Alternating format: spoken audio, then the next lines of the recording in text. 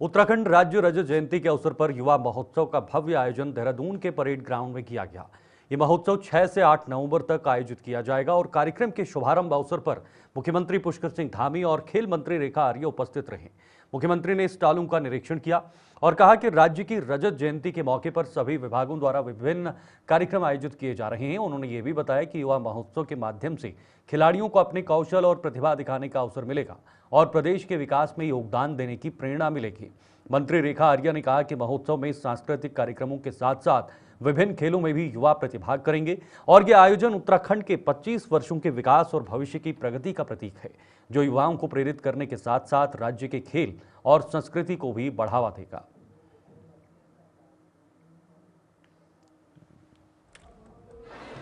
प्रदेश के अंदर राज्य स्थापना के 25 साल पूरे होने के उपलक्ष्य में रजत उत्सव के रूप में सभी विभाग अपने अपने स्तर पर अनेक कार्यक्रमों का आयोजन कर रहे हैं और 25 साल की यात्रा, इसकी उपलब्धियां, जो हमारे लिए आगे बढ़ने के अवसर और 25 वर्षों का स्वर्णिम उत्तराखंड कैसा हो, उसका विचार चल रहा है। उस पर संकल्प लेकर आगे बढ़ रहे हैं। यहाँ पर युवा कल्याण विभाग के द्वारा शानदार युवा महोत्सव का आयोजन किया गया है और ऐसे महोत्सव से अनेक प्रकार की प्रतियोगिताओं में हमारे खिलाड़ियों को, हमारे बच्चों को, प्रतिभागियों को आगे बढ़ने का अवसर मिलेगा, उनको एक मंच मिलेगा। और जिस प्रकार से अभी राष्ट्रीय खेलों का आयोजन हुआ, शानदार तरीके से देवभूमि के अंदर यह आयोजन संपन्न हुए, पूरे देश के खिलाड़ी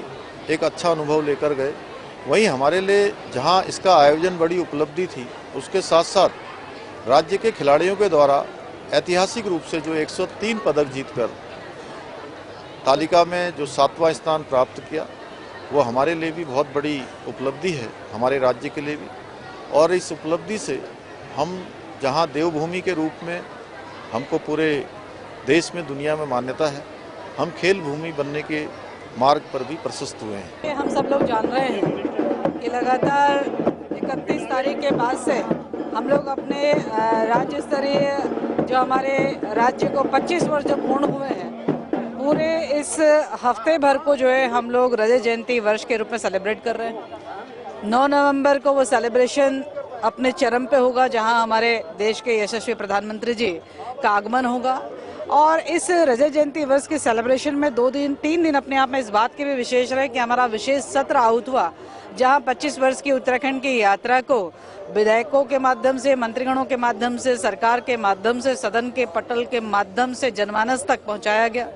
मैं समझती हूं कि इस 25 वर्ष की यात्रा उत्तराखंड ने बहुत प्रगति की है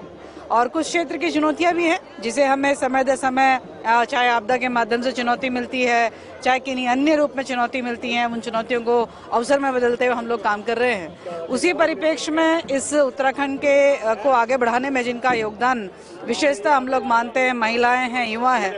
हमारा युवा कल्याण विभाग इसी रजत जयंती वर्ष को 3 दिन का युवा महोत्सव के रूप में, राज्य स्तरीय युवा महोत्सव के रूप में सेलिब्रेट कर रहा है। आज उसी कार्यक्रम में शिरकत करना भी हुआ और उसी कार्यक्रम में माननीय मुख्यमंत्री जी के माध्यम से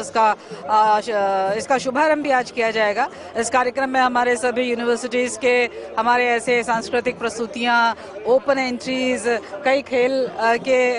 ऐसे कॉम्पिटिशन्स इत्यादि जो है यहाँ पर होंगे। विभिन्न सेल्फ हेल्प ग्रुप के यहाँ पे स्टॉल्स लगे हुए हैं। तो एक कोशिश है युवाओं को एक मंच पे लाने का, एक कोशिश है युवाओं को ये संदेश देने का कि हम 25 वर्ष हमारे राज्य को हुआ है, युवा अवस्था में है, आगे के हमें 2047 में हम युवाओं ने मिलकर विकसित राष्ट्र में, विकसित राज्य को बनाने में अपनी भूमिका अदा करनी है। तो मैं समझती हूँ युवा महोत्सव अपने आप में भी ऐतिहासिक रहेगा, जैसे पूर्व में चाहे विशेष सत्र विशेष रहा है या हमारे अन्य कार्यक्रम विशेष रहे, युवा महोत्सव भी अपने आप